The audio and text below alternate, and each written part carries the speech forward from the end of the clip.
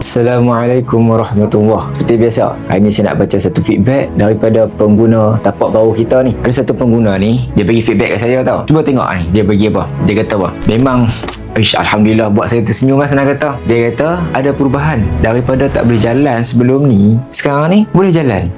Bayangkan baru habis satu botol. Baru satu botol dah rasa perubahan yang besar macam ni. Yang mana sakit yang dia tanggung sebelum ni, tak boleh jalan apa semua, dah makin berkurang. Siapa yang pernah kena gerut macam ni kan, mesti dia tahu seksa dah. Nak jalan pun susah, nak tidur pun susah, nak buat amal ibadat pun semua dah susah disebabkan gerut saja. Bila mana asid ni berkumpul dekat sendi-sendi kita tu, kita nak gerak kaki kita, nak gerak tangan kita, sakit, berdenyut-denyut, rasa macam nyucuk-nyucuk. Jangankan nak berjalan, nak tidur pun susah. Semua kerja kita dah terganggu. Sebab itulah ramai yang pilih produk tapak baru kita ni. Dia bukannya ubat tahan sakit. Kalau kita ikhtiar dengan tapak baru ni dia reka khas daripada ekstrak kulit kayu retak. Kulit kayu retak ni dia dapat surutkan bengkok kita, dia dapat menghancurkan ataupun memulihkan kita punya kristal asid urik kita tu menjadi hancur.